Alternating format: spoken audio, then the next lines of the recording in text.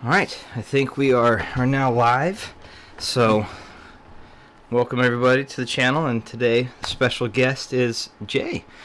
He's got a pretty dope vinyl collection, and on Instagram he goes by Jay's Vinyl Collection, and it's linked below. So say hi, and anyways, just a fun, chill hangout. Jay, I'll let you do some intros. I appreciate you having me jump on. As he said, I'm Jay. Just repping East Oakland, Havens Court. Also Ingleside, California. All over there, I'm in Campbell, California. But yeah, just here in the Bay Area. Big vinyl enthusiast, music enthusiast. Deep into the gear. Tyler and I talk quite a bit about music, but and thought it'd be fun just to jump on here and engage with all you guys and chat it up. Yeah, man. Sorry, interrupting you. Actually, I totally spaced because I got interrupted right as we were about to start. The daughter came charging in and was trying to take my spot as the host for the evening. But I'm gonna go grab those my latest records that I've picked up, and I'll let you if you want to jump on and maybe say like your first one, and we'll kind of go over these. Yeah, totally. So Tyler had a pretty dope idea about just kind of sharing some of the recent pickups that we have. I'm constantly hitting up shops here in the Bay. I hit up Stranded recently, and I grabbed. I'm not sure if y'all are into jazz. Well, hopefully you guys should be. I think I'm doing the 5. 1, 2, 3, 4, 5. I'll do my latest 5. I just dropped this right here. Art Ensemble of Chicago. It was like I think it's actually some weird French pressing, but it's pretty dope. I mean, really free jazz, kind of out there. Nice. But I'm a big fan of Art Ensemble of Chicago. It's probably one of my favorite jazz bands, jazz groups, however you want to talk about it. But yeah, really good stuff. So I grew up listening to a lot of live music and whatnot. So I've always dug on on the side that live jazz or jazz hit blues, rock and roll, symphony, orchestra, that kind of stuff has always been a deal. But anyways, but yeah, it's a soft spot for me as well. Having live and then putting on vinyl too. That's always so special. I also feel don't get me wrong, I'm we've talked about this quite a bit. I'm all about the music first, bring me closer to the music. Mm-hmm. But I feel when you get into gear, it's natural to kind of start diving a little deeper into genres like jazz, like classical, like blues, where even though blues is definitely amplified music, and where jazz and classical is typically more acoustic instruments. But when you have the gear to really appreciate this stuff, it just becomes I think more enjoyable, more interesting. And for example, if you're listening to classical through your standard AM or FM radio, it's just not the same as going through something that is pressed with mastered quality, etc., etc. Yes, I think that's what I was looking for. Is the mastered with thought. That's a good way of saying it. Or engineered with care or and not that other stuff isn't mastered or engineered with care, but I think that a lot of times it seems like it's mastered or engineered for a certain group of gear, not people or anything like that, but gear. You know what I mean? And so then and then when you get to the higher gear, that it will highlight that it's not you know what I mean? It's set. I don't know. 100%. Yeah, and I mean, you think about the way these major record labels are what they're gonna do. They're gonna master and produce and record within the most popular format, right? So right, you think about it back in the day, it's okay, cool. They're on 78, so everything is just 2 minutes and 40 seconds. All songs are 2.5 minutes because that's all that you can put on a 78. And then you start thinking about AM radio, right? When AM radio is kind of the format, it's everything's mono. So you're gonna, So there's someone once said this to me that, which I agree and disagree on this. By the way, there's always pros and cons and everything. Exceptions for every rule, right? Is that generally speaking, the music's gonna sound best on the dominant format of the time. Yeah. And so usually a lot of some of the best sounding vinyl you'll hear. I think that's like standard pressings are from like the 60s and 70s when they were doing everything on analog tape, or really mastering it for the vinyl format, which has constraints versus like digital format. And now we're listening to everything on like compressed MP3s on Spotify. So all like Adele, all that poppier kind of stuff. The loudness wars factor and all that fun stuff. Yeah, and also that's another thing too is the artist kind of has to drive it. And generally speaking, if you read a lot of this about what goes on in these like recording studios and what engineers always talk about is, the artist always wants it to be louder. So, but yeah, lots of interesting stuff when it comes to I agree. Like that's actually a good. We should dive in a little bit further. I wanted to say hi to Aiko and dude. I am the worst at pronouncing things. Okay. Like even when I know, but Aiko. Yeah. What's up, buddy? Skeeb's in here. And Grumpy Goose says, "What's up? What's up, man?" All right. We were just talking. His ears were burning. Yeah. The guy that makes the greatest headphone stands, Grumpy Goose, in the house. What an honor. Can we address a couple of these questions real quick? Yeah, let's throw it, man. Yeah, this is a free form, man. It's all easy peasy. All right. I think Aiko's representing Flip. Yeah, you're asking if I'm Filipino. Yeah, definitely representing Filipino. Bicolano cool. So if that's what you're asking, that's what's up. I can't really flip, so I'm not representing being able to flip. Vincent, what's up, man? I don't know what that. Oh, FKJ.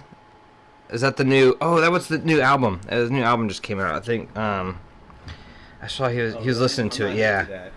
I was just I haven't picked it up. I saw your message, your Instagram on it, and I thought it looked very dope, but I haven't listened to it yet. I was going to.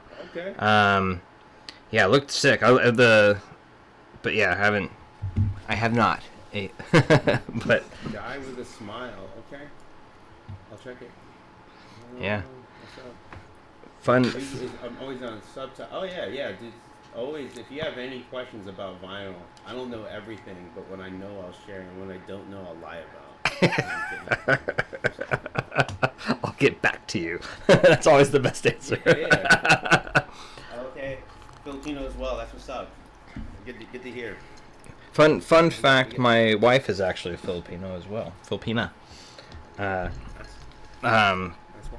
Yeah, and I was gonna say, like, one of the fun things about like the realm of the like kind of like that mastering kind of stuff like that. Like, there's another couple of people that I follow on Instagram that talk about that. One dude's out of Britain, London. They're not London proper, but like Britain.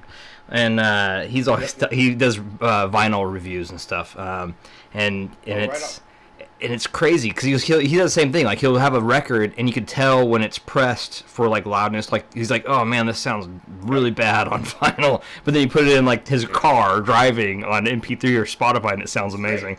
Yeah. And some things are just mastered.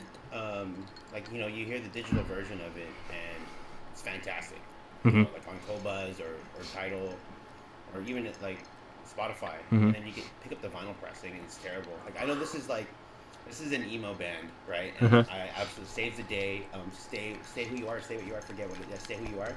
Yeah. From like 2001, their vinyl pressing of it obviously was done like on an afterthought. It's terrible.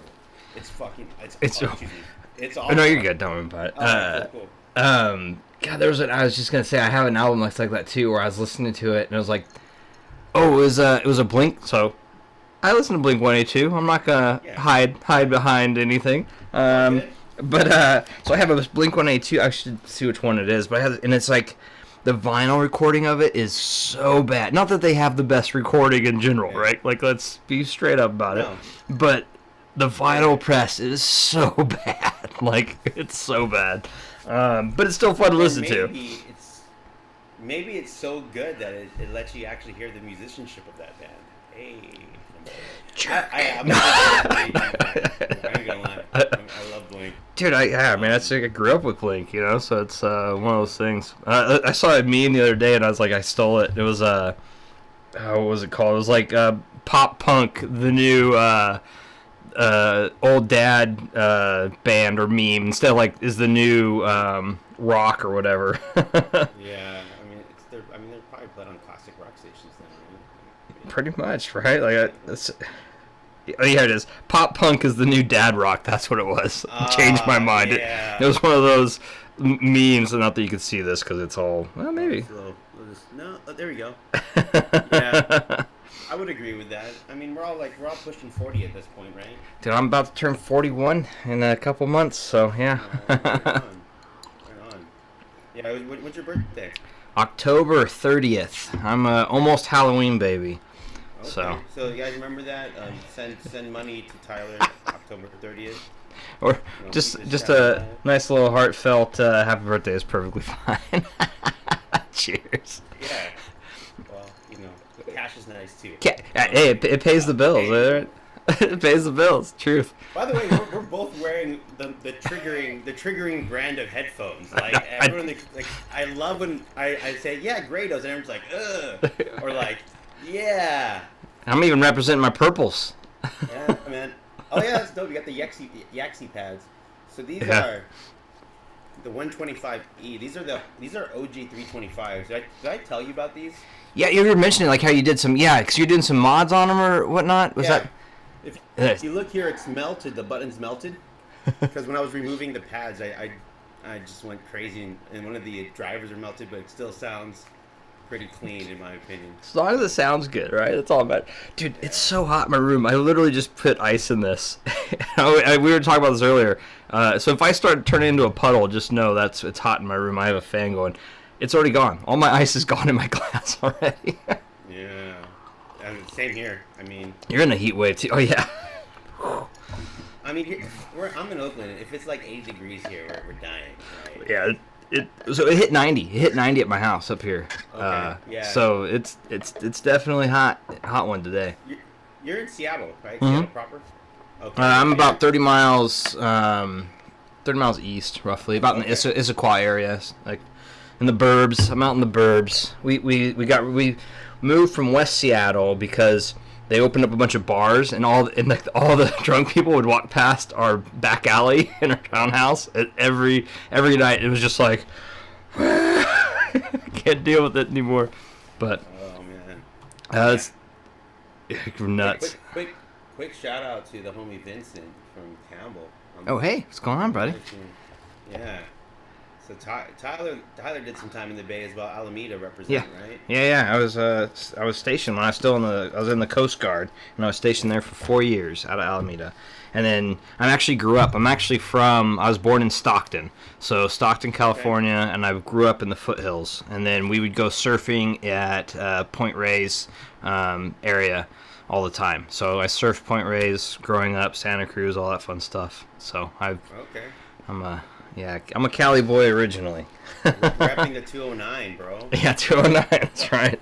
The lovely home of the Diaz brothers. They trained in my hometown, dude. Yeah. Diaz. Cool. I shared a record. I think it's your turn to share a record. All right. The most recent one I got was Aesop Rock Spirit World. Okay, hell yeah, that's what's up. I haven't heard that one. Dude, it's nuts, man. That dude he can spit, man. Like I love storytelling, and you have to listen to it multiple times. Like, you know what I mean? 'Cause he's saying it so fast, but he has so many. His vocabulary is so big that it's like you really have to pay attention sometimes. But yeah, there's some good stuff on here. When did that one drop? I've really been keeping up with him. This is a 2020, I think. I think it was 2020, 2021. 2020, though, I think, is when this one dropped. Dude, he puts out albums. Like, I didn't even realize, man. Like, I listen to, like, the same, like, 3 albums of his, like, regularly, and I'll just forget, right? I was like, oh, yeah. And then all of a sudden I'll be like, I'll go to the record store and there's, this. And I'm like, oh, yeah, that. And I'll go on Spotify and I'll be like, oh, yeah, I have this on my liked list. Like 1 or 2 of his tracks from this. It's good, dude. Like, there's some really cool stuff. Let's see, like, one of my favorites or one of the more proper ones I mean, there's a bunch. Crystal Sword was really good. Yep. Holy Waterfall. Yeah, there's a bunch on here that are really good. But overall, it's just him. You know, it's just he just puts out crazy stuff. So yeah, so that's the most recent. Last album I got of his was Bazooka Tooth, and I actually got the same Dude. in San Francisco at Slim's. It's probably like I remember it was the same time during the recall election, Oh. when they were recalling Governor Gray Davis. So it was like 2000. I want to say 2002 or something like that. 2002 or 2003. I saw him up in Seattle at the Showbox with all the Rhymesayers. Brother Ali, his idea. I saw Idea and Abilities, which was like amazing, like mind blowing. Atmosphere Slug. It was a couple of local bands too, local groups and stuff. Sage Francis, he's part of the Rhymesayers crew as well, or is no? Was he? He was. He might. I know they had beef for something or something. There was something with him but yeah, he's dope too though. He does some good stuff lyric wise. Yeah. Brother Ali's dope though. I really like Brother Ali, but. I saw Brother Ali.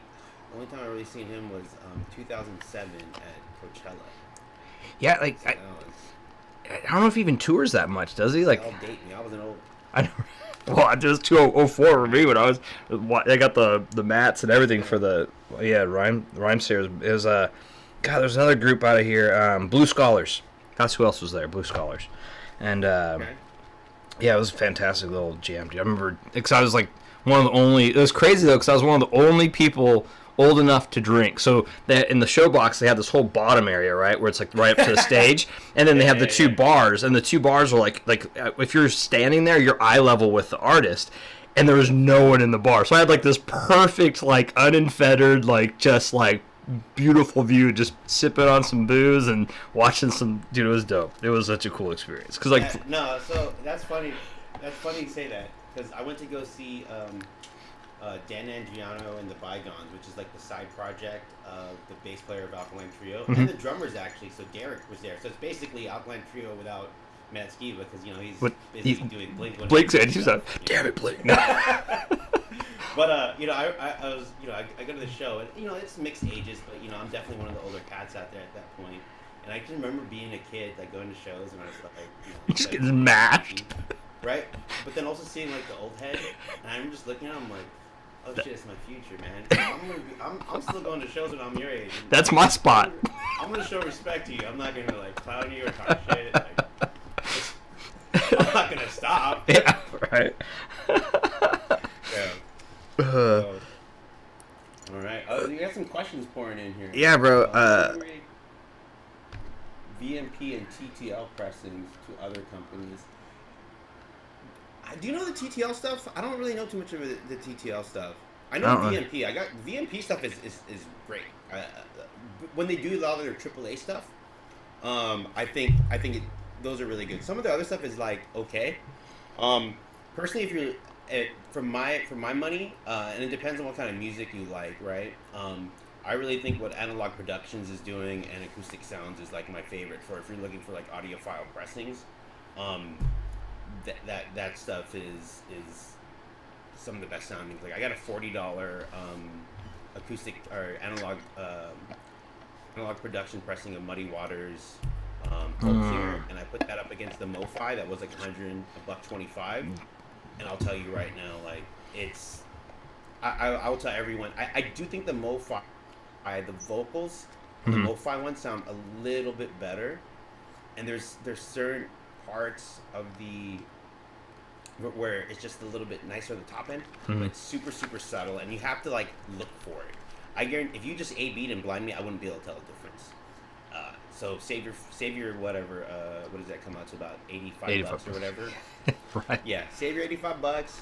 Get the Acoustic Sounds pressing. I think the name of the guy from there is like Doug. Who's the guy? Chad. Chad is the CEO of Acoustic Sounds. He did a dope podcast with the Part-Time Audiophile, and he breaks down his whole entire process. Whole process. That's dope. Next one was Lexus on Fire. Young Cardinals is a bad one, but he loves the album. I mean, that's the thing we were talking about earlier, right? Bad pressings, but you still love the music kind of stuff. Scorpio, yeah, man. In fact, that's what my shoulder tattoos are Scorpio. Oh, you're a Scorpio, bro? I'm You're dangerous. I'm a Virgo. We're a match. Hey, buddy. Right on.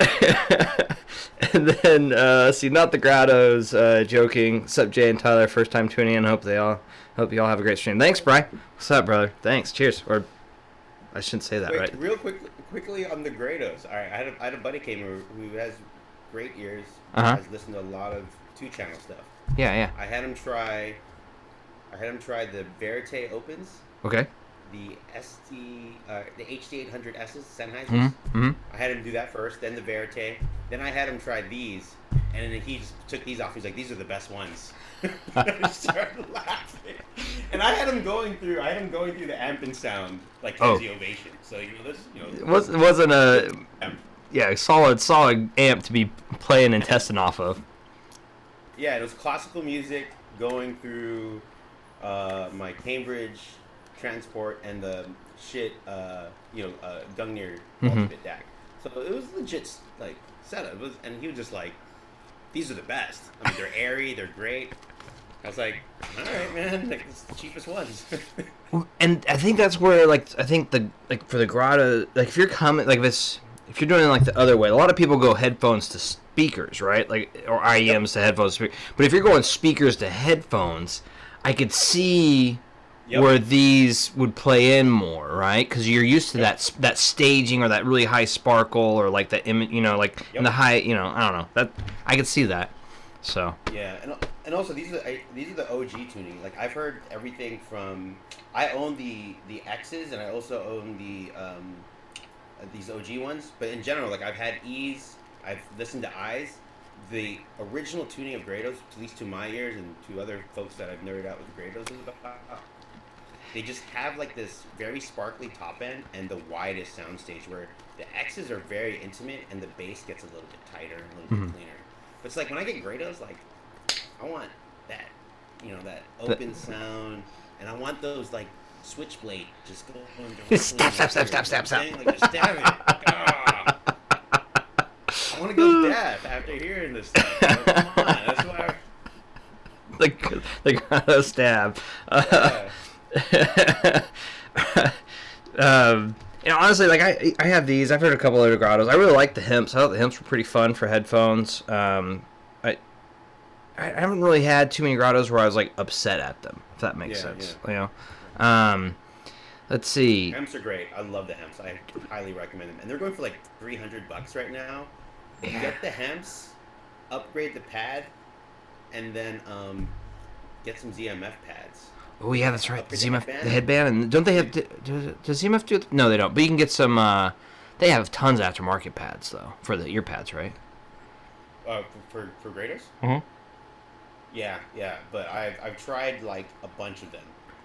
Like there's this dude in Australia that was making them that were pretty cool. And I feel like I probably shouldn't say this on wax, but who's that brand that always makes a bunch of aftermarket pads? They're Yaxi? Famous. Not Yaxi. They have like a teal. Deconi. I buy them all.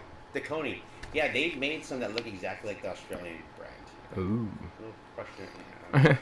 Question mark. And then I tried the ZMF pads. The ZMF pads, like I'm also kind of biased and a ZMF fanboy. You and I have talked about that. I don't know what you're talking about. I cannot tell you how they changed the game with the Grados for me. They make them a little bit more tame. The comfort level is just insane. Mm-hmm. Like, I mean, I absolutely love it. Oh, you know what I need to do? I just realized that I have us in like this weird square mode on the there we go. Oh yeah. I'm dumb. Sorry guys. I had us like stacked, and then so now it's boop. So we can. Sorry about that. All good. Yeah, I have the actual screen and the questions over here on the right. So if you guys see me like, it's because I'm looking at this. I got the resize now. Sorry, I'm gonna totally jack this up and make everyone be like, "What are you doing? Why are you doing this?" Great job, Tyler. Come on. The host with the most right here. All right, I think we're kind of in there. I think we're balanced. Get this equaled out. like people are gonna be like, it's not center, it's not. You're gonna get people seasick, bro. I'm gonna get canceled for not centering the stream here. But anyways, hey, Sleepy's a dope dude too, man. That's a good guy. Oh. What's up, brother? He's on rhythms. Yeah. Like it. Yeah, he's a pen, all into the pens and all that one fun stuff. Dude, he's got me into like, he got me down a deep rabbit hole of pens and notebooks and all about the like it's Pens crazy. is a hobby. Is it not just Mont Blancs these days? Is there something? Oh, dude. Is there something that? So many things, dude. Like so many. Yeah. Like I love these. He got me into the Retro 51s, which are actually ballpoint, and like, but they're these just super dope like ballpoint pens, and they just, I don't know, I love them. And this one's of course purple, so it's amazing. But I have a copper one. I have some other ones. And you get some green ones. Do you build these pens? Are they like Keeves where you build them?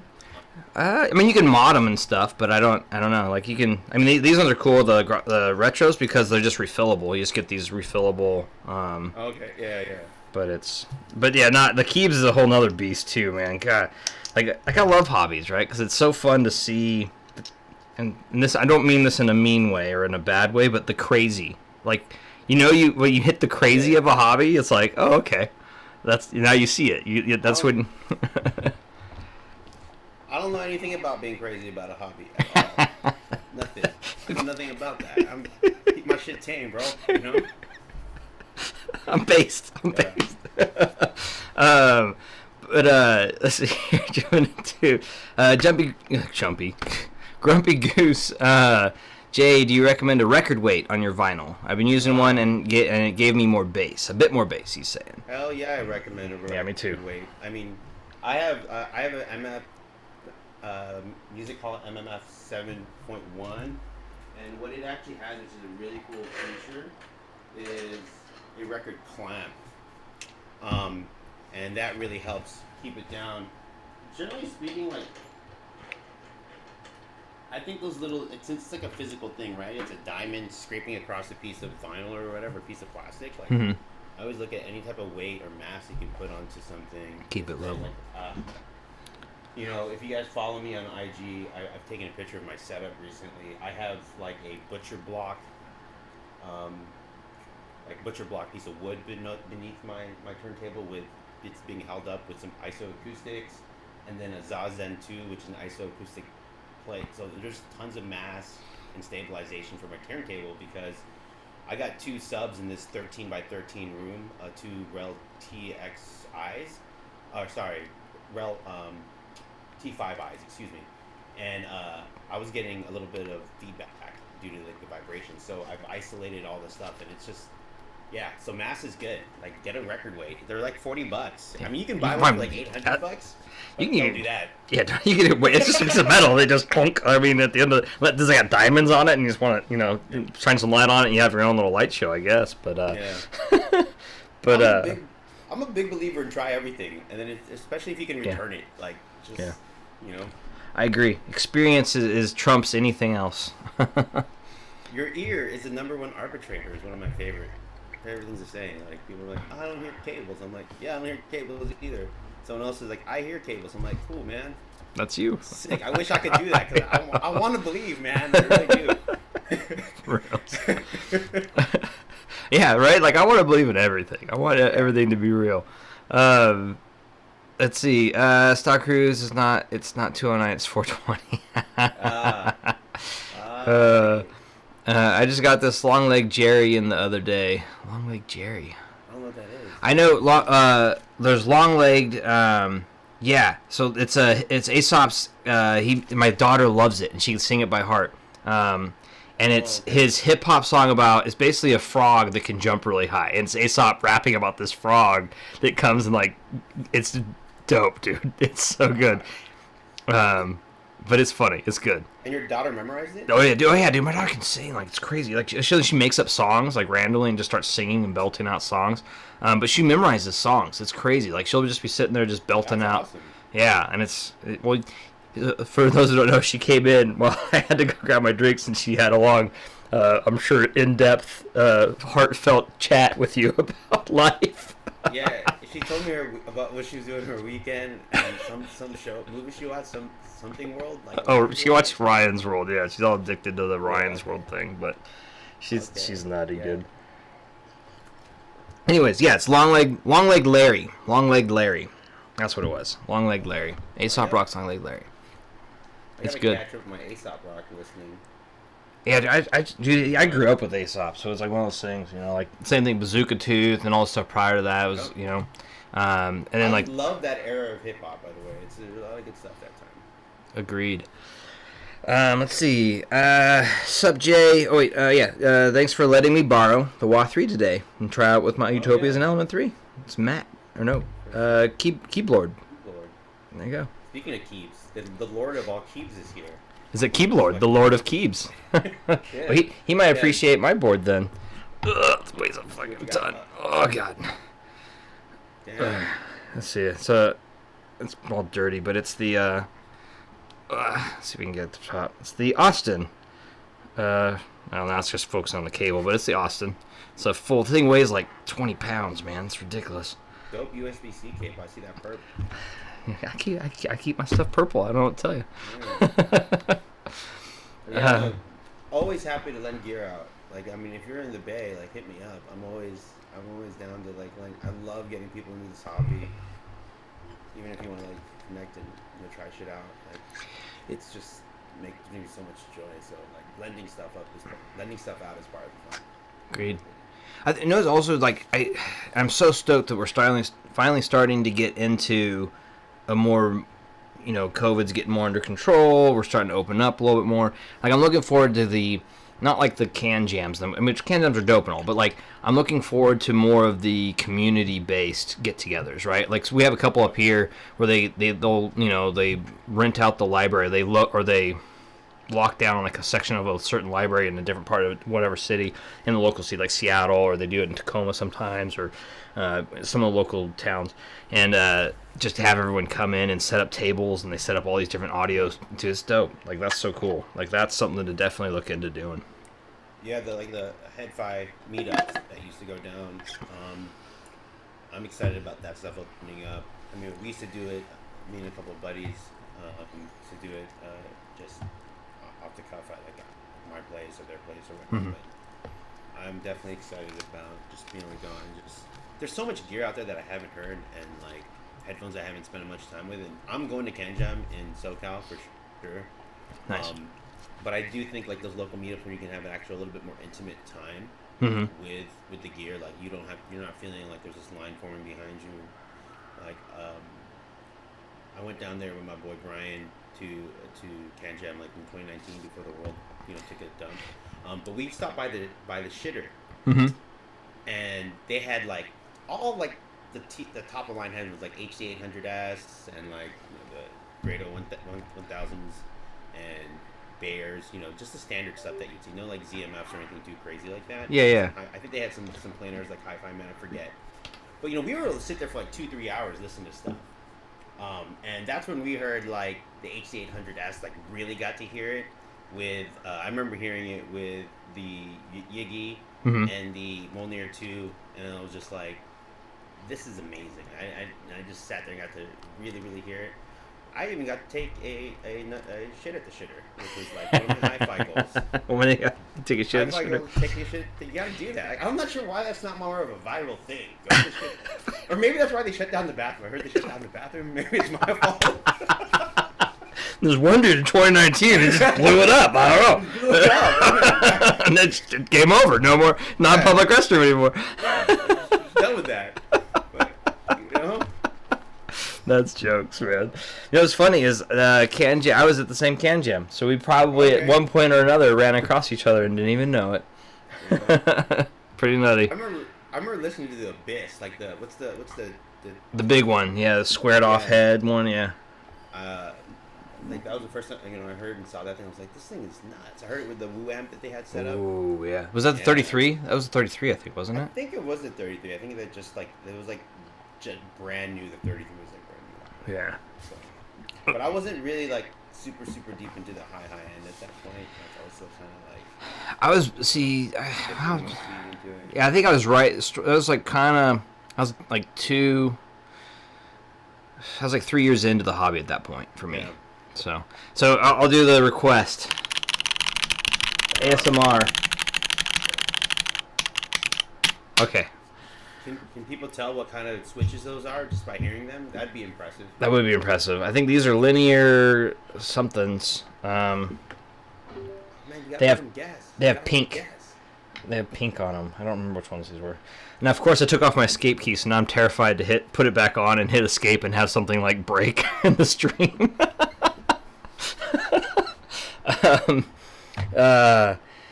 Let's see here. Turn your mic up, Jay, so I can hear your sweet voice better. Is my mic? Is it not loud? Is it really that bad? Let me go. I hear you pretty good, but let's see. All right. Well, the people have spoken. Let's see if I can. Oh, I can't adjust it anymore. Can I do it from here? I'm gonna probably. I don't think I can. Oh, here we go. Automatically adjust microphone volume. Oh Alright, so- yeah. Turn that off, and then There we go. yeah, How about- there. Oh, is that better? Is that your standards, Vincent? All right. And then Alright, let's cool. see. Oh, Switch OLED. Yeah, man, that thing's dope. I haven't gotten one. I got the instead I bought the Valve, the Steam Deck. So that's what I'm rocking a lot lately.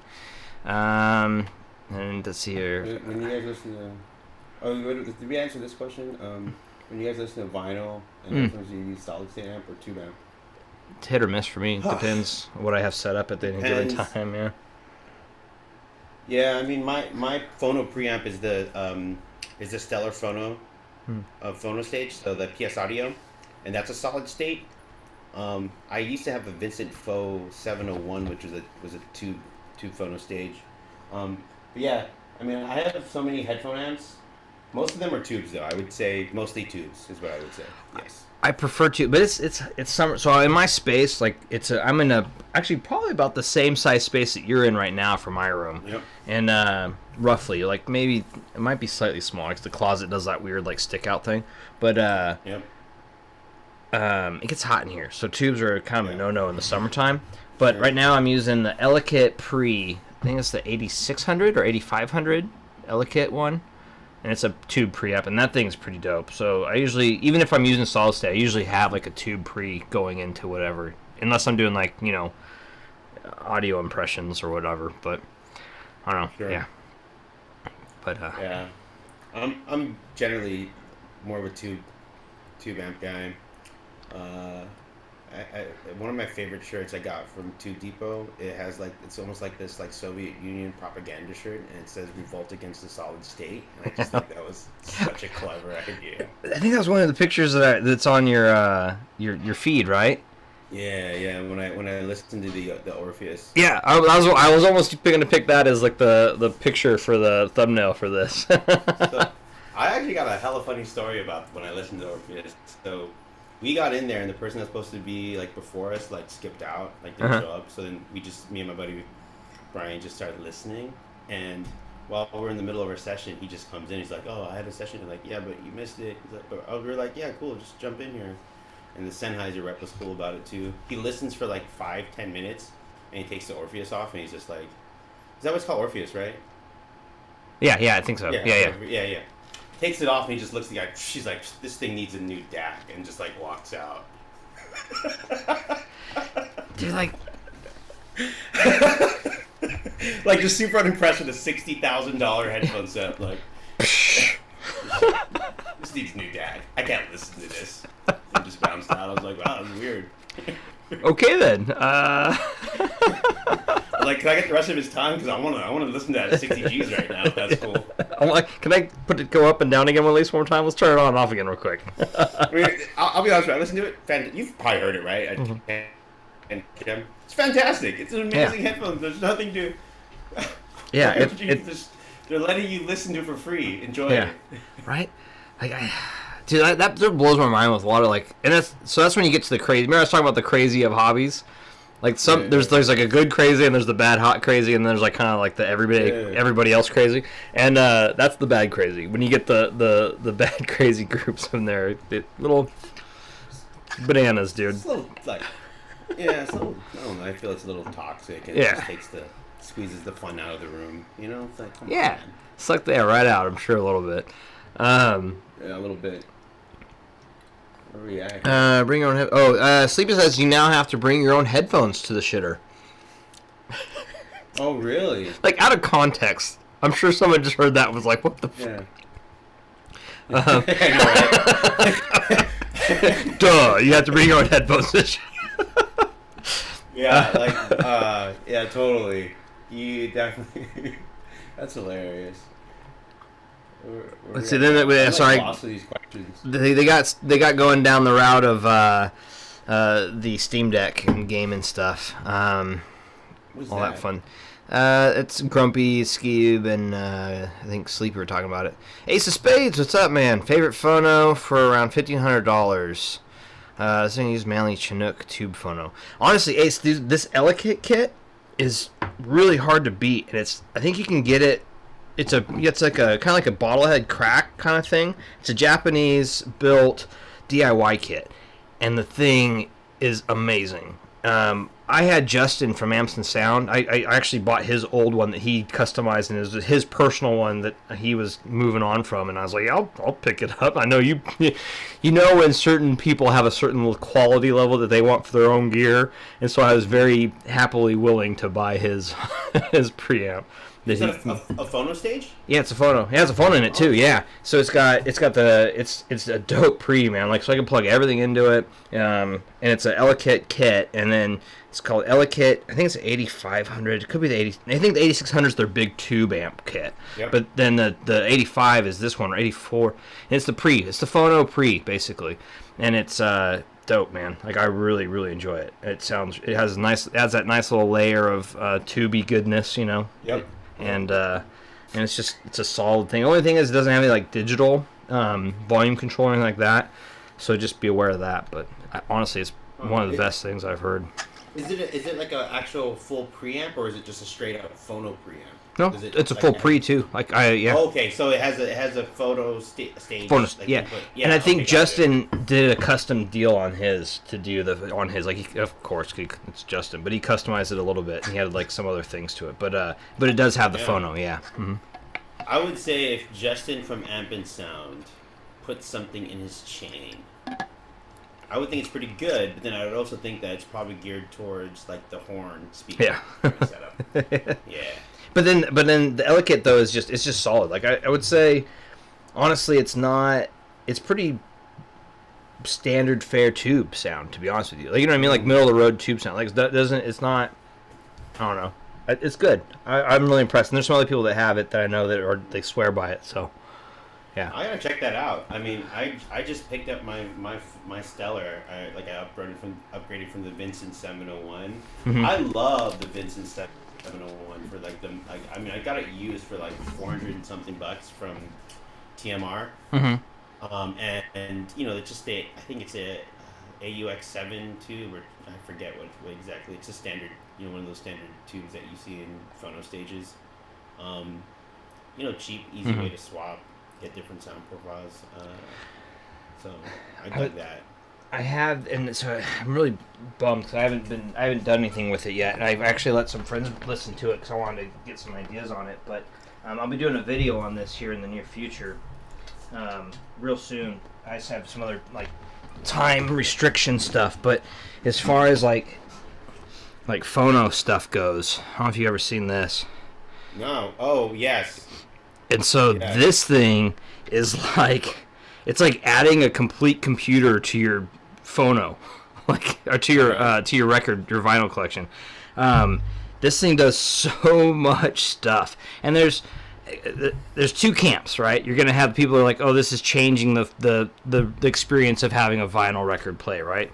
Yep. But it's, from my experience though, man, I didn't really notice anything like as far as like digitally, like I didn't notice any like weirdness to it unless I turned on. They have this one feature on here where it turns on the pops and scratches. So if you have a dirty or scratchy, it'll actually remove that. Remove them. Oh, interesting. So it's an analog to digital converter.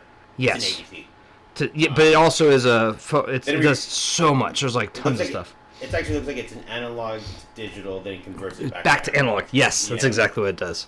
Okay, that's pretty neat. I mean, that's something that I would love to have in my chain. that I could also like That easily you'd activate break. out. Mm-hmm.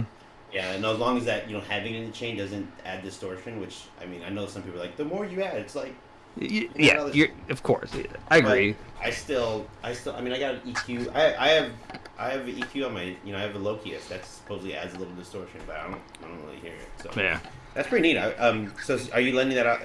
Were you lent that out to It was by Parks himself, like the guy. Actually, I randomly reached out to the guy, and I feel bad because like he actually sent it out like months ago, and then like life just got crazy, and I totally spaced on it. And Yeah. I had a buddy who was listening to it because I was like, dude, you got to hear this because he's another record guy and local, Yeah. and he was like, yeah, and then I just life, so I need to get on this thing. But yeah, I mean, I can ask him, dude. Maybe I'll have him. I can see about sending it down to you if he's cool with it. I would definitely love to check it out, and I'll share my thoughts. That'd be pretty neat to play with. I do want to answer this question. Jay, do you like ZMF with vinyl? Absolutely, 100%, all time, all day, every day. I mean, it's one of my favorite things to do. Is I think ZMF for a lot of my Verite opens for a lot of like definitely a lot of jazz, rock. I mean, really, almost any genre I enjoy it with, except for I really can't think of any genre I don't enjoy it with. But there's probably some that are a little bit stronger. But yeah, all day. Like with running through my Kenzie Ovation is. Dude, the Kinsey's a rare gem, man. I think. I think more people need to pay attention to that amp. I think people look at it and it's like 500 milliwatts or whatever. It's like half a watt of power, and they're like, "Oh, that thing's weak. I don't want to pay like $4,000 for something." But then you listen to it and you're like, "Oh." I've also heard a lot of people that have listened to it, and they like reading the Reddit threads, and they went and listened to every single thing that Justin had, and they're like, "Yeah, this Ovation's like the worst one per dollar amount." It's just like, okay, well, that's the part of the hobby. Well, and opinions, they're like that little thing that that you go to the shitter for. Everyone's got one. Exactly. I like to tell everyone, like, everyone has opinions, and the difference between mine and everyone else's is mine are the right ones, and everyone else that is against mine are gospel. Yeah. I speak the truth. I am the ultimate authority on all things audio and music related. So let me know. I would like to hear your thoughts, but they're wrong. But they're wrong. I'm kidding, of course. No, I'm with you. So real quick, Ace of Spades, the phono. I would say the Ellicott, and then Jay, I think you recommended the that one. Wow, brain just totally the shit Vincent the bed. phono. The Vincent. I think it's like Thank you can get it for like 800 new, probably 400 used. I think that's a solid amp. I mean, you can also sometimes find what I have. I mean, Stellar phono for like 1,500 used, but it's like a $2,500 new. But they do these sales like once a spring for like $1,600.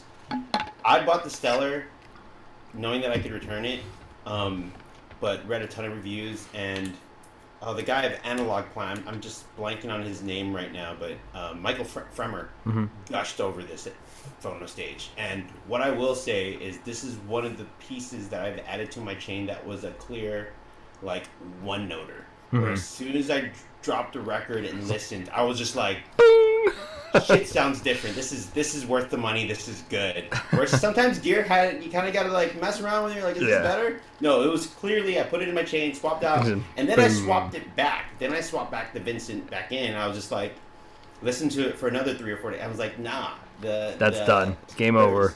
Is better. So since then, I've kept it in my chain, and I don't have a desire to want to update my phono stage anytime soon until I go out and listen to a little bit more. So. Fair. And then next one was, what is your rarest or expensive or most proud of vinyl? Show us. So that's from Mako. Wow. That's tough. I mean, I have an original, like, very minty pressing of let me go pull it.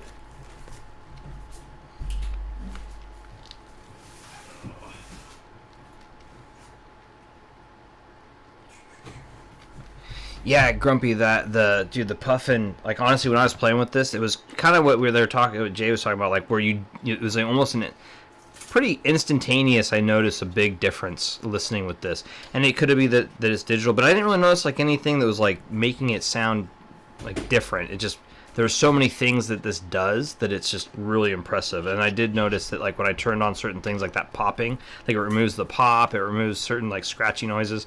It was really cool when you turn that feature on. There's like 21 different settings in this thing. So this thing it's crazy. There's so much to go over with this that I feel like I was surprised when I didn't do a video on it. It was because I didn't feel qualified to do a video on it because there's just so much going on. So, but we'll do it. Get into that here. Let Jay show this. All right, so I probably have something else, but I'm going to start with these two. You guys probably just saw me running around my room. That's hilarious. So this is an original pressing of Hendrix. Act as Bold as Love. I mean, and this is minty, like basically almost unplayed. Really, really hard to find anything, and it sounds fantastic, amazing. Like this is, I've played it like 3 times, and every single time I'm just like blown away by the quality of it. The record itself, which I'm not going to really pull out because you probably won't be able to see really through this image, but I mean you can see the actual jacket is minty. I mean when this pressed, like late 60s, Yeah. how old this thing is. That's So sick. I'm definitely very proud. The color of still this. pops too. Right. Yeah, but this is also pretty rare.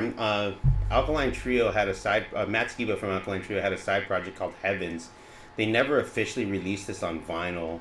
They had a bunch of test pressings. I think there was, I forget how many actually out there. I think this is one of 600. Wow. 1100. And this one was actually pressed specifically for Vinyl Collective. Sounds fantastic. What's really interesting, if you go on Discogs, you can see the story. Apparently, the number, there was one that was 1 of 1,000, and there's 1 of 100. Mm-hmm. You know, there's 100 pressing. This is the Vinyl Collective, so this is 100 pressings, and then there was one that was numbered out of 1,000. But pressing 666 and pressing 420 were destroyed. And I don't think they're destroyed. And I would love to get pressing 666. That'd be and nuts. pressing 420. That would be pretty nuts, dude. I would love. I bet they're probably. I bet you actually got destroyed. Yeah.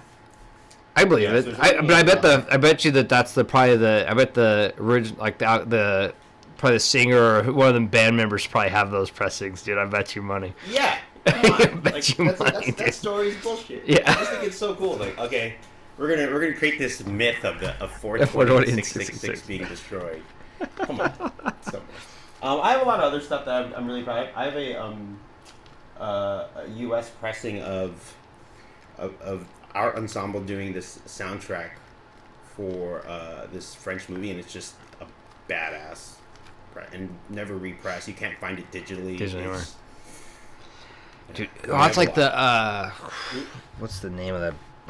Keep going, man. I'll have to find this name. Well, you know what I'll do too is after this I'll post my top 5 favorite pressings that I own, and I'll post it on my. I'll do a little post, so if you guys give me a follow, you know, you can check that out. This is one of the albums I really want to get for vinyl, but it's just impossible. Well, if you can find it, it's just stupid expensive. But it's the Funky Staff, the Soul Media, Funky Staff, or Funky Staff. I keep saying Funky Stuff. I'll show you the Funky image. stuff, huh? It's Japanese jazz, Soul Media, Funky Stuff, and it's the dude with the cigarette, like. I see it. Yeah. It's a dope cover. Dude, dope cover, dude, and the music is so good, dude. Cause I listen to it on like Qobuz or Spotify, but it's just a dope. So let's see if I can. Oh. But it's like this older. I don't know, man. It's dope. I'm gonna add this to my want list. Find it and then buy it and then charge you a 20%. Finder's fee. That's just how people in the vinyl community get down. So, I'm kidding. Hey, Jay, I'm pretty sure I posted in the description Jay's Instagram. So it's Jay's Vinyl Collection, J _ and then or like a little under thing and then Vinyl Collection or Vinyl _ Collection. Yeah. Mike Snow, that's another good one. Mike Snow, okay.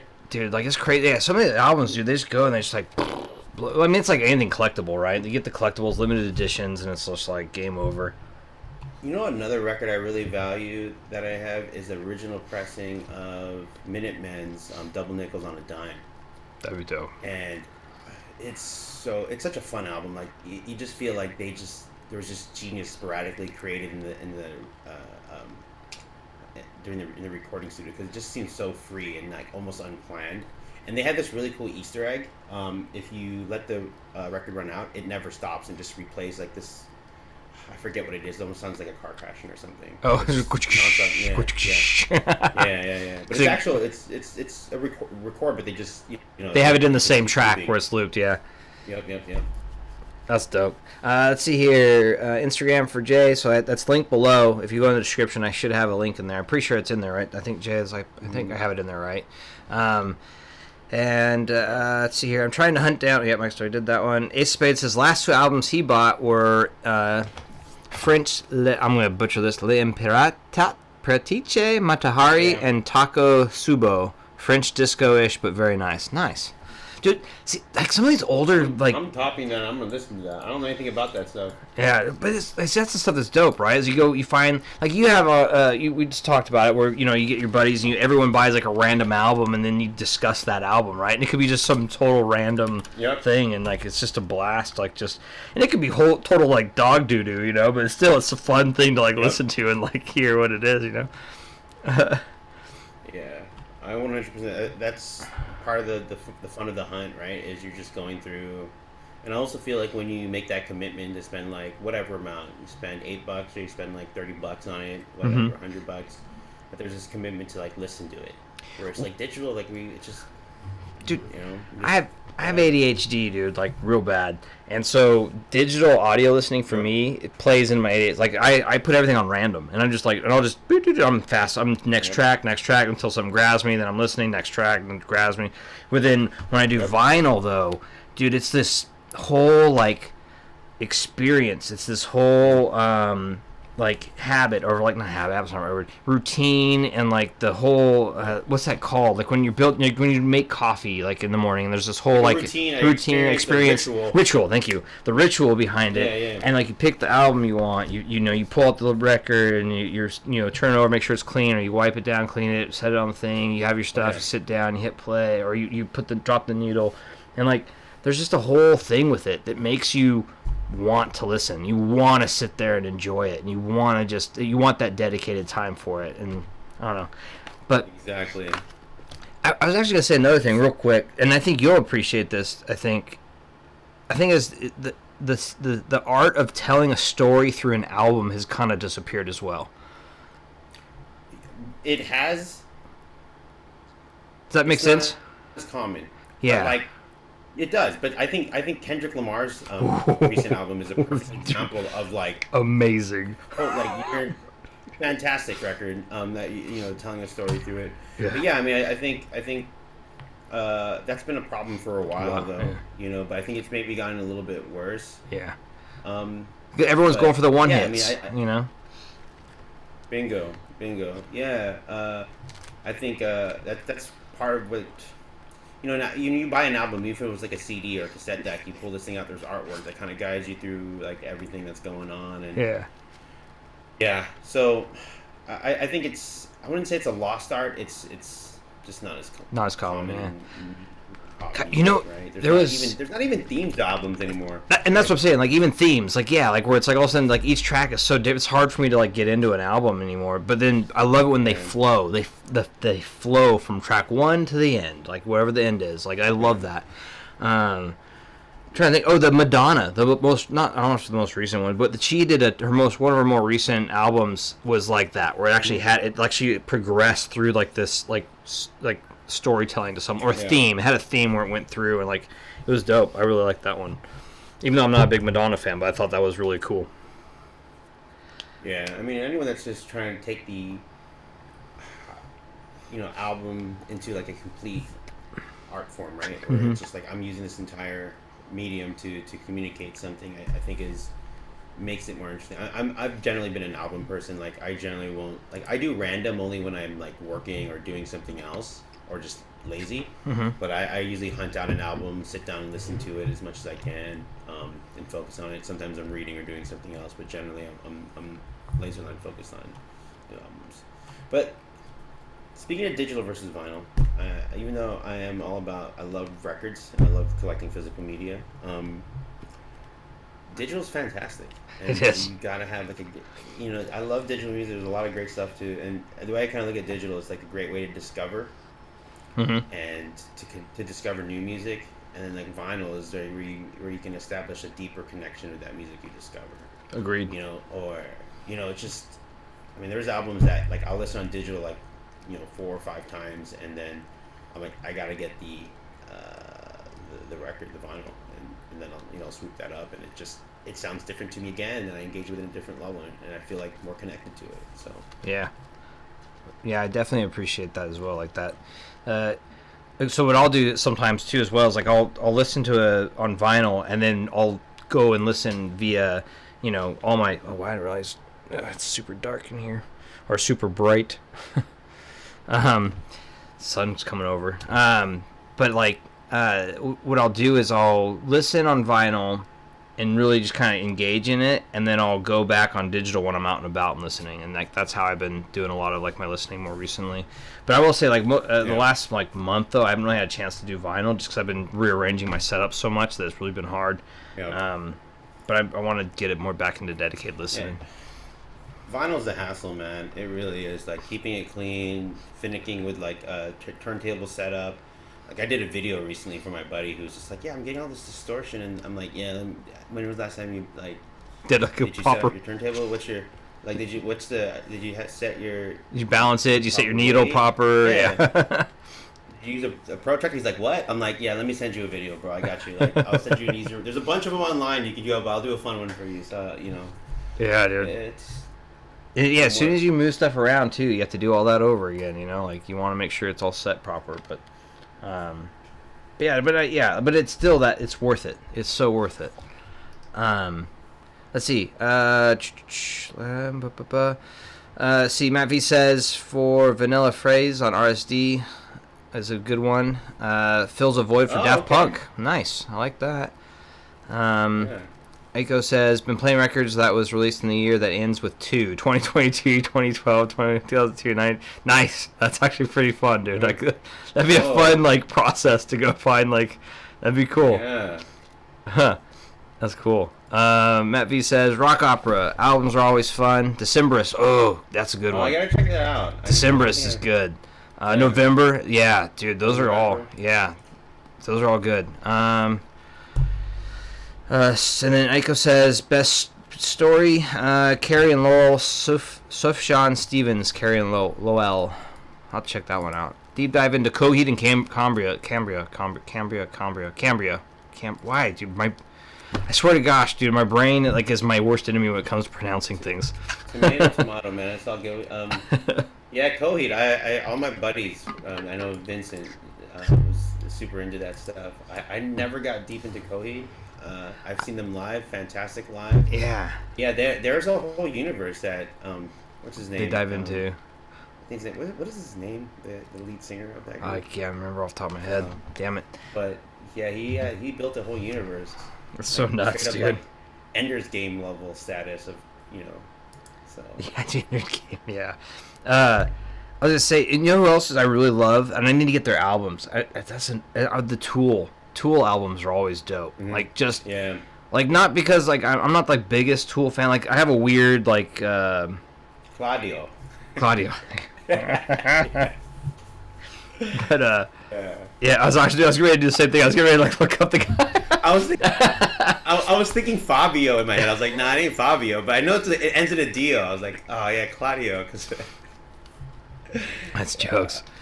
That's funny. No, I don't have any Tool on vinyl. Like I was hella into Tool. Yeah. For a brief minute, but I don't know. I actually had a bottle. Like so, Maynard, the lead singer, had a wine. Yeah. That he was launching with like, and I had 2 bottles of that wine signed by him. Wow. That's dope. Don't know what happened in the movie. I lost them. Well, that sucks. Lost them. Yeah, it does. That sucks. Oh, that's dope. That's some cool ass stuff, dude. Like, yeah, like I love stuff like that too. And it's like I've lost so much stuff like that over the years, dude. Where I'm just like, where's that one thing I had that was so, you know. Yeah.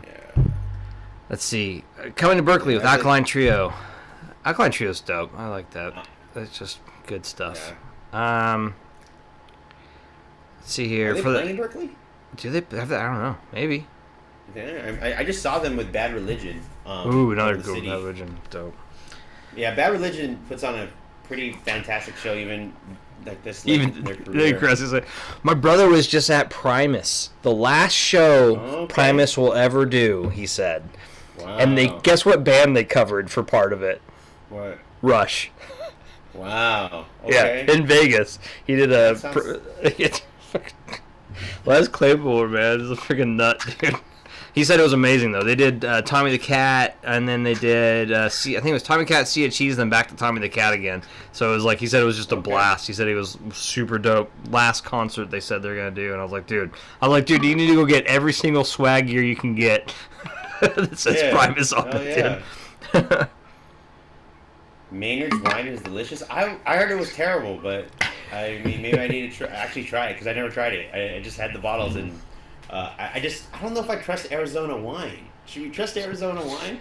I saw like it's dry. California snob. Well, yeah. Maybe I think of that, right? Like it's that whole what's that called? It's the Aurora or the terroir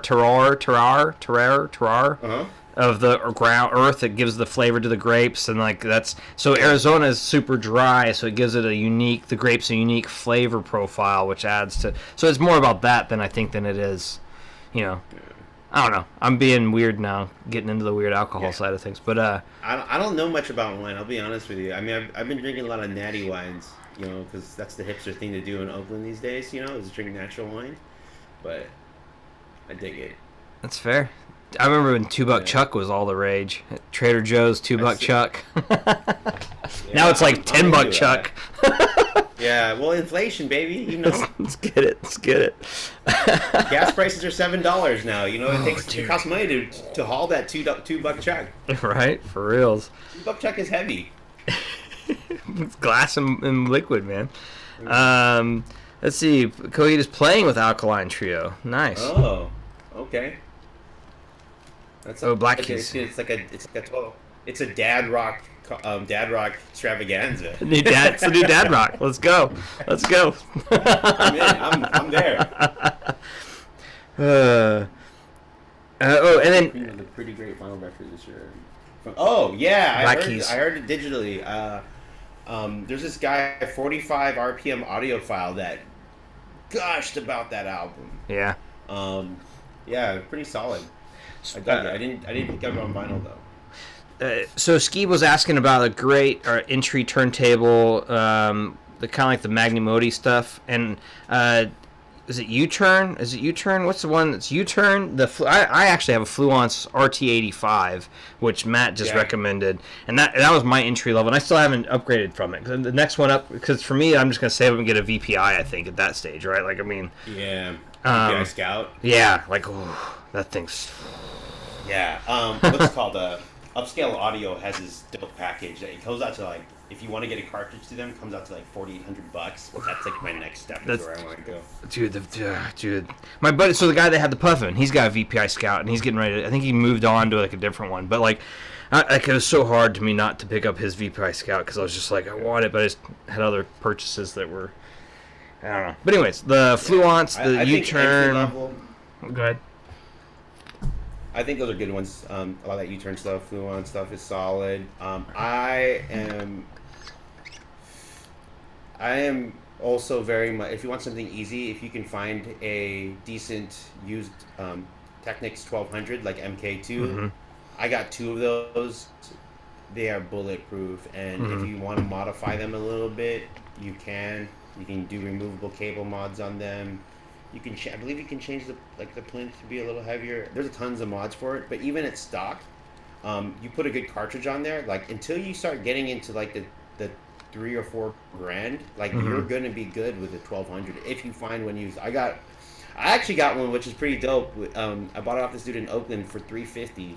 It's pretty beat up, but it was a turntable used by not by why am I forget by Black Alicious. Oh, dude, I love Black Alicious, dude. Yeah, it's Such a Black good Alicious. band, dude. It's their turntable that they, one of their turntables that they used to. That's the guy that sold sick. it to me used to, was in the scene. I was like, I saw it for $350. I was like, I'm gonna swoop up on that because those go for like 5 to 6. Yeah. Easy. So I was like, I can always use a spare deck around.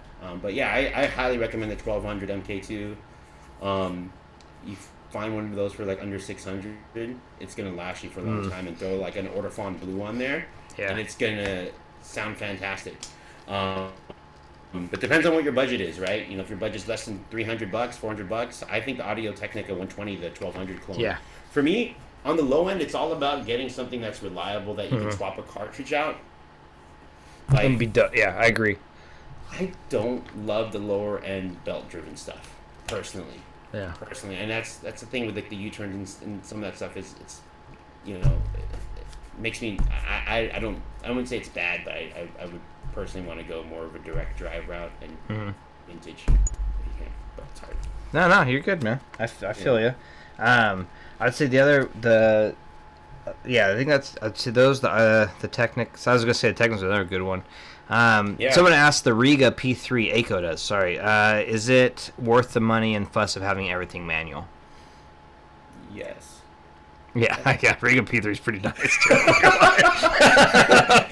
Yeah, it depends on what you want. Like if you like to tweak and like to have control of your sound, like it really kind of comes. Are you someone that wants separates, or are you want someone that wants an integrated amp? Do you all want it in one box, or do you want to be able personally sometimes when you get more higher end, you get less convenience. And the reason why is because I honestly don't know too much of the Riga line. I think the P8 is like their highest end. I think so. But the P3, my buddy had a P3 for his office, and he had a high end VPI in his main setup. But the Riga P3 though, this is a very well off to do person. But it was nice, dude. It was real nice. And then Sleepy asked, "What's the Hollow May of vinyl?" What is that? So what's the Hollow May? So what would be the top of the? I'd say for me personally, I would say so. It's the top of the line turntable, right? Let's say because the Hollow May is the beast of DACs, right? So you don't need a DAC for a record player, so it's the record player. So what's the top of the line? And for me, I'd say it's what's the top of the line VPI? That thing is just stupid. Well, generally speaking, okay, if we're gonna talk apples to apples, the DAC isn't really the turntable. No. The DAC is really the phono stage. Mm-hmm.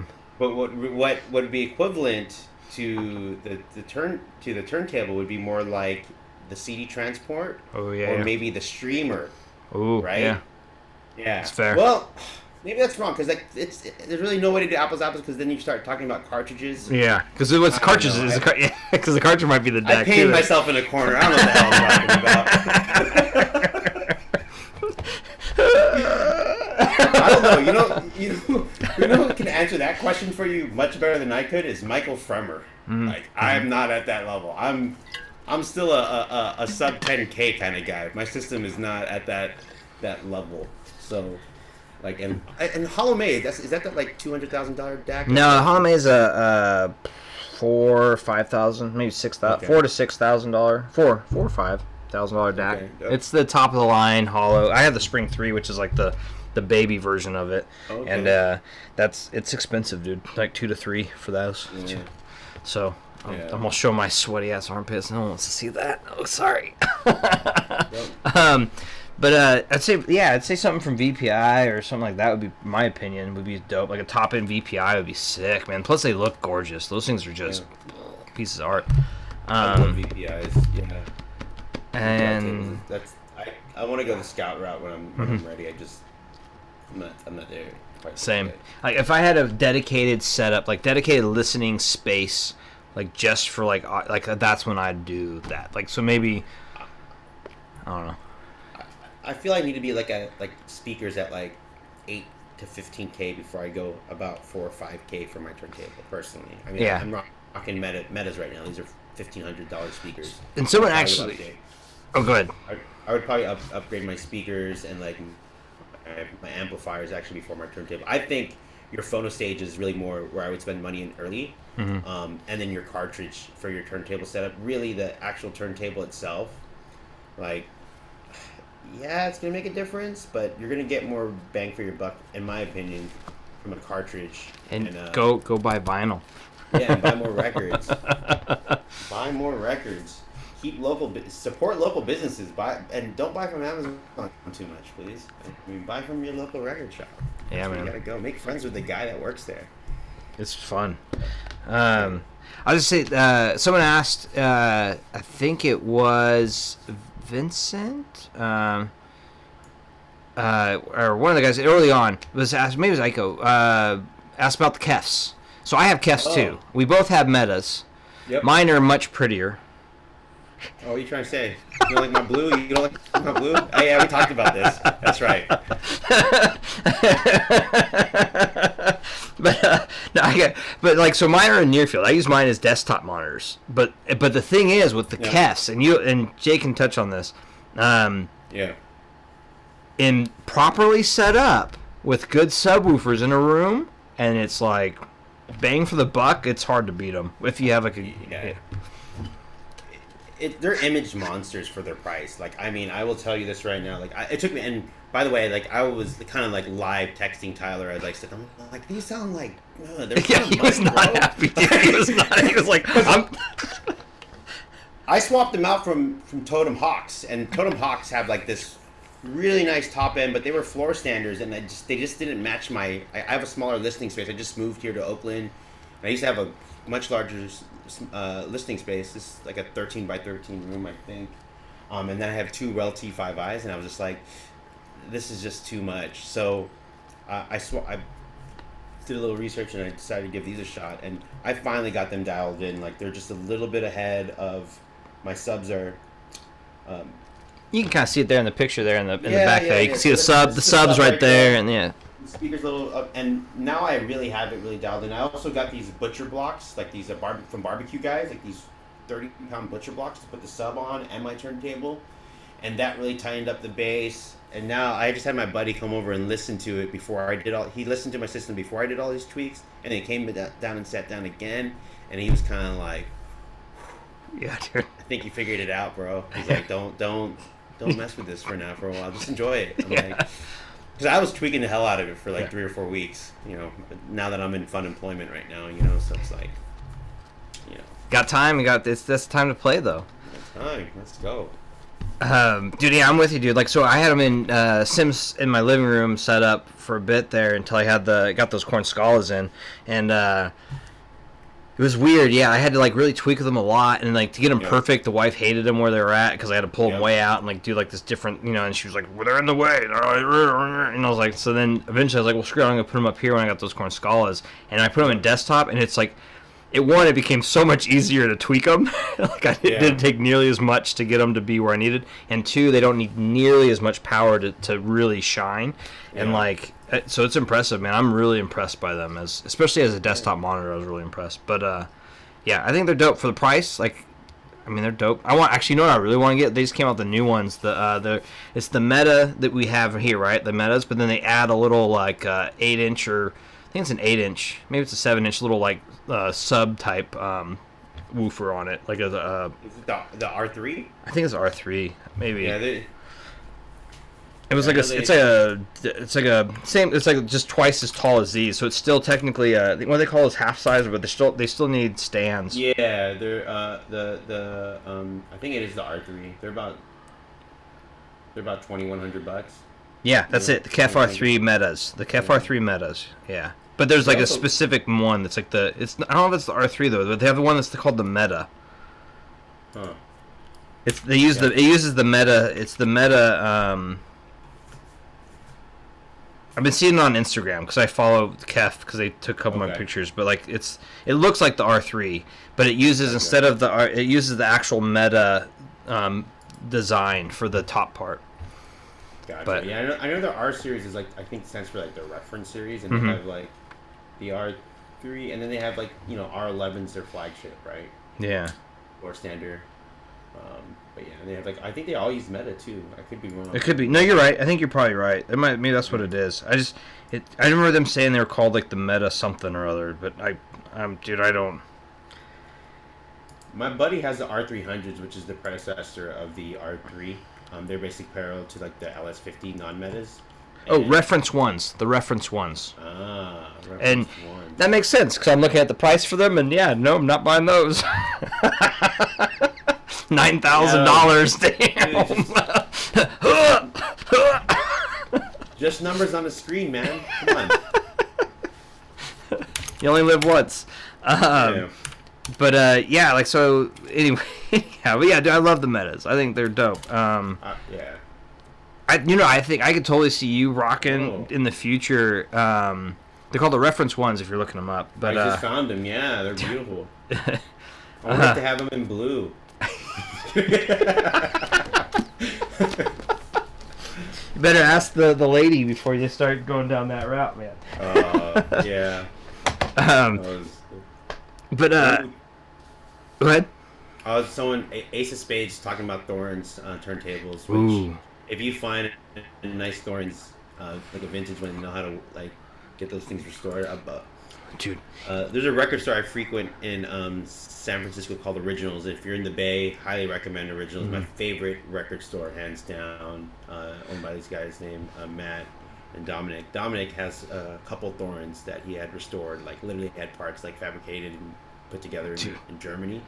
Those turntables are fantastic, beautiful, sound sweet, everything. To the guy that that borrowed this, he's doing a custom build on got a bunch of old parts from old 70s era, 60s, 70s era turntables and is redoing a custom build on some of them.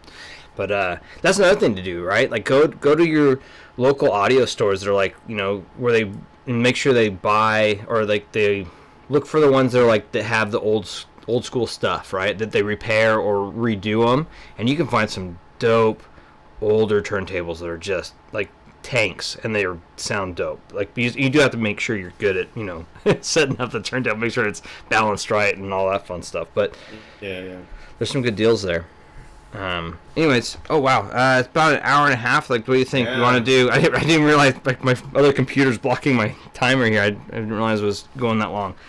So let's do like another 8 minutes of questions. What do you think, Jay? And I'll let you get back to your lovely ladies and go from there. Let's see.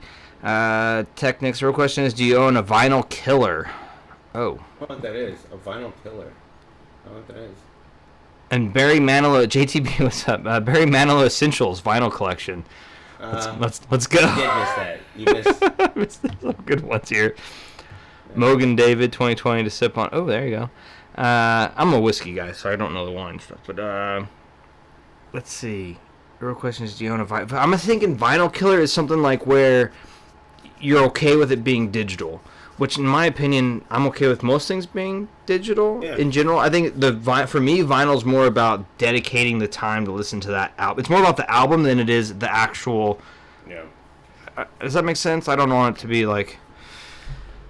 I mean, for me, vinyl is I collect it for two reasons, right? Just to have the physical copy of it, like literally just from the collector standpoint. And there are times where the vinyl, there are going to be pressings that are superior sound quality to my ears on vinyl, and that's like when things are done like by MoFi, things that are done by Analog Productions, or even like Vinyl Me Please, or if just the record label pays attention to stuff like, I'm gonna say John Mayer's like stuff that he did with Steve Jordan, Battle Studies, and why am I forgetting his other album, that Continuum? Like those are pressed fantastic and they sound great because he cared about the recording process on those albums. Those are things I chase, right? Yeah. And also like OG pressings because of like certain jazz and rock, because they cared then. They cared a lot. Yeah, well, vinyl was a dominant medium, so people are buying records, so they mastered everything for that. Yeah. Let's see here. Sleepy says switch case. Oh, that's dope, man. You have to send me a link in Discord or something. Let's see. I'm trying to decide. Okay, trying to decide on fixing an old JVC quartz turntable that can't keep time, or just buy another Fluence. I'd say keep working at it, but maybe get something in the meantime to make sure. Yeah, get. I mean, I would say get something that works now, so you can listen to the music now. Yes, but it's gonna be a fun project. Like I have a ton of gear in my garage right now that I'm working on, but I definitely have stuff that's working. By the way, I think someone said that they're gonna send me some links to some pens. I definitely want those links to the pens. I'm curious about this pen hobby that I'm hit him up on the Instagram, Sleepy. Yeah. I think it must have been Sleepy. Yeah, go hit him up on Instagram. I have the link below in the description. It's Jay's vinyl collection. So, yeah, hit him up. I'll definitely buy some expensive pens. You know, I think these aren't super horrible, like the rollerball ones, but you can get it does go deep, dude. There's some $1,000 plus $2,000, $3,000 up to like tens of thousands of dollar pens.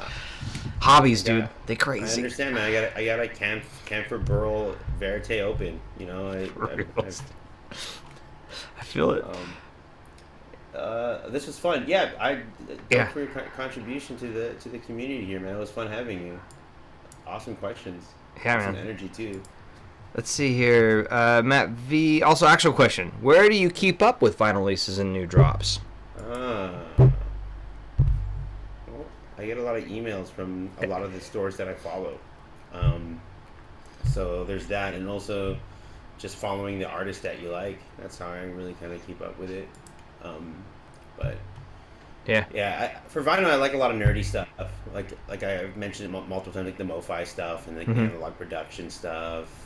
I even, God, I'm embarrassed to even say this. I bought some of the I'm not embarrassed, but this is super nerdy audiophile stuff. I bought some of the PS Audio stuff for the record. Yeah, I mean, some of the music's actually really good. And I picked some of that stuff up, and it's pretty cool. So. For me, I follow people like Jay, or I follow different random vinyl people. It's like we'll go that route. And then honestly, it's friends will be like, "Hey, did you see the new album?" Or "Hey," like even in this chat, we had a bunch of people. "Hey, did you see that album?" It's like, "Whoa, no, I didn't." So, anyways, Sleepy says he's gonna hit you up, so you're good. And then Aiko says, "Go find a vinyl press using X-ray film from the old USSR." I will do that. That's done. So very cool. Well, we started the vinyl, our most recent vinyl collection. So we did one each. We did one each. Do you want to do some more, or do you want to call it and we can end it on that? We started with it. We can end with it. What do you think? Let's do it. Yeah, let's do that. So should we do one more? Yeah, let's do one more. All right. Of the ones you have, your most favorite of the ones you currently have, of the most currents. That I recently bought. Okay, you know what? It's a hard one, but I'm gonna go ahead with this one right here. This is a psych rock band. I think they're based out of Japan, but it's called Speed, Glue, and Shinky. It's never been released in the U.S. record store day, and it's like this really cool color. Really cool stuff. And as far as sight goes, it's not like it's like pretty approachable. It gets kind of weird though. I highly recommend it. The drummer is like this Filipino dude actually, and he plays drums and sings. That's sick. By the way, the name of the band, Speed, Glue, and Shink, it's about them being like, using speed and sniffing glue. So be ready for that. It's an interesting experience. I highly recommend it. Good stuff. Even digitally it's fun too. Pretty dope. Nice. Send me the name when we get off. I want to listen to it. I got you. Yeah, I think you'll like it. I actually think you will really like it. Some of it sounds like Jimmy. There's parts of it where I'm like, this sounds like Jimmy. Yeah. That's sick. Not as good as a player, but like the group. The feel of it. Yeah. I'm with you. I'm tracking. Yeah. Sorry, I'm gonna upset people by saying stuff like that. So I have two that I've really been really digging on of my last recent ones. I'm just gonna throw this one just because I love it so much. But London Calling, The Clash. Oh yeah, classic. Oh, it's fantastic. But then as far as like random guy that I randomly found, just fell in love with his art and stuff. But as Cautious Clay, Blood Type. Okay, yeah, hell yeah, dude.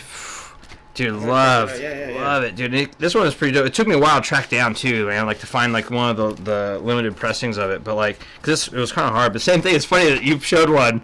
Yeah. We both. Hey, see that red's cool. And it's like it's just yeah. So, now I'm And colored vinyl does not make it sound worse. by the No. way. People ask, it doesn't. That's not true. It's dope press. Not not the greatest, but one of my favorites is Joshua Tree on there is fantastic, and Cold War. You probably heard Cold War. That's one where he's talking about Okay. that. It's just dope stuff. It's kind of like an R&B, soul-y, hip-hoppy kind of thing going. But One thing I do want to share here is this band here. It's Happy End, and it's like the name of the band, and it's like it's Kazamachi Roman. This is like, I guess you want to call it some Japanese like rock slash kind of city pop stuff. One of the city pop dudes is in this group. That's pretty famous. But fantastic record. Took a while to hunt this down.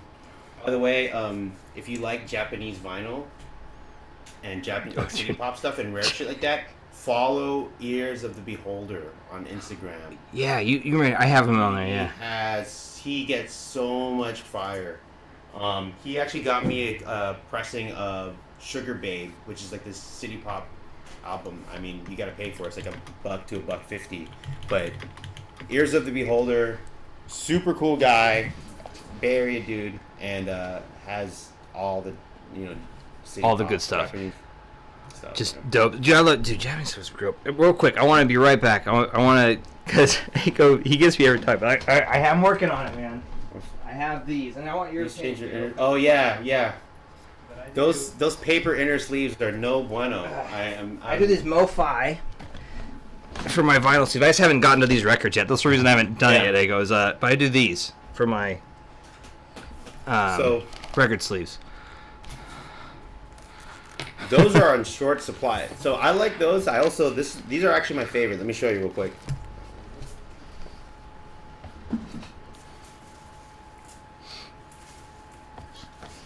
In fact, I can probably do that right now for this. I think these are cheaper, and I prefer them. They have a paper outer, and then they have a nice anti-static. Oh, nice. Inner sleeve. I forget where I get these, but they sell out a lot, so I usually buy them in bulk of like 200 to 300 because, yeah, those standard paper sleeves are terrible. Oh yeah. Or I like the Japanese style that are just the. You ever seen like the straight up just Japanese style ones? Mm-hmm. I'm gonna have to clean this record now. They're like the shape of the record. They're just a plastic or whatever you want to Yeah. want to call it. But yeah, those are nice. I like those as well. But yeah, the paper ones are the worst. Trying my best to not get my fingers on the vinyl as I take it out of this thing. It happens, Let's see here. So there you go. Thank you. Haha. Keyboard. Do modern metal vinyl translate in terms of sound versus digital? I have yet to hear metal that sounds great on vinyl. Personally, I prefer to maybe some of the older like I don't know. I'm not really deep into metal, but I haven't heard it yet. So I'm not. Yeah, maybe some Dream Theater stuff. I know they care about audio, but. Right. But most like part of what makes metal cool, and like same thing with like I guess thrash punk and punk is like that. It sounds kind of like crappy. Yeah, it's garage band, man. It's like you come up with that distortion. But I don't know. I have a buddy who's hella into metal, and he's kind of told me about a bunch of bands that really get into like the audio and the production side of it. I'm not hip to that stuff. I'm more of a jazz, R&B, soul kind of guy. I know. I'm not that cool. A lot of hip hop. The coolest, man. What are we talking about? And, not metal. Metal guys never think I'm cool. They always think they always want to beat me up. They're like, get that geek, man. What are you doing? I don't know. You gotta listen to it all. So let's see here. Last two questions here. Last two things, and we're gonna call it. Hell yeah, I like Record Keepers. What do you think of the quality of those PS Audio pressings? Really good. Pretty fantastic. I found them to be, solid vinyl pressings. So, yeah. But the music is kind of nerdy. It's not like the most exciting music, but still. Fair. And then depends on the metal. What would you consider modern metal? Some hardcore thrash stuff can be great. Let's say what's that the band that everyone always made me listen to a live stream listening. It was like the Japanese baby metal, Japanese baby metal. Look, listen to that. That'll hurt you. That'll hurt you real good. But let's see here. I doubt something like the Ramones would be better on vinyl. I think it's the experience that makes it better on vinyl, not necessarily that it's properly better, if that makes sense. I mean, But, some of the punk stuff from that era sounds cool on vinyl. Ramones are so good. It kind of gets that warmness that you want out of that kind of music. So I would think some of the, as long as it's not like one of those crappy pressings that were obviously put no effort into they just did a digital. The vinyl wobbles. Yeah. Or just sounds distorted in parts, or just no dynamics. That would kind of suck. But punk sounds good. I have like a band I like. Billy Idol's band before he became Billy Idol. Generation X. I have a lot of that stuff on vinyl, and it's great. It sounds awesome. I haven't actually opened this up yet, but I was gonna pop real quick. I'm sorry, I'm making my wife's gonna be mad. She's like she calls it my forever goodbyes on these live streams. But so I got this. I haven't actually popped it yet. I've listened to it on digital. Okay.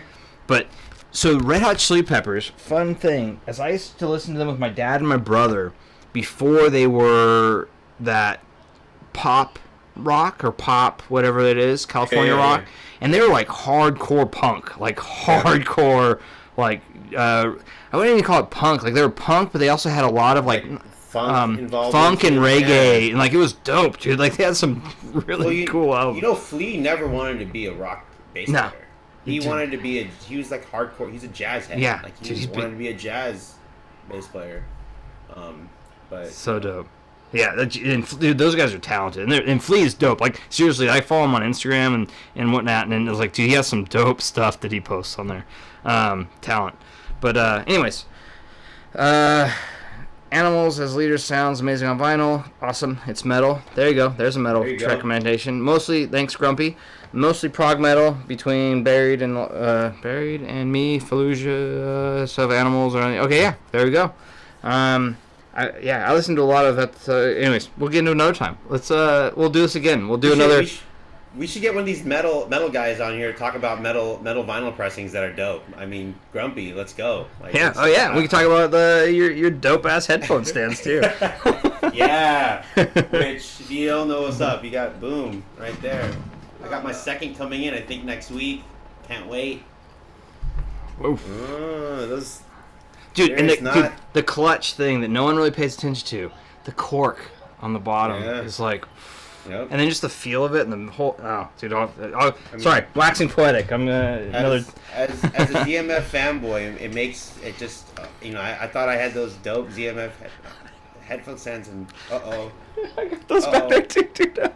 Don't let Zach and Bevan know I said that on wax, but Grumpy's. I'm putting my ZMF. If I'm getting the Atrium, my Atrium's going on. Is gonna get his Grumpy. Yeah, dude. It's just, dude. There's just dude. I'm telling you, dope ass best headphones. I post in all my videos, dude. That's my favorite headphones stand. So there's no shame in that. Design and functionality too. I also appreciate that little leather strap. Yeah, it's dope, man. Designed well and aesthetically designed well. So, so I can get this to. There you go. Yep. You got a little leather strap. Hold your cable. Hold your headphones excellently. Look at that. Oh yeah. I also use that little tray at the bottom to you can see it there. My little adapters every now and then that I have.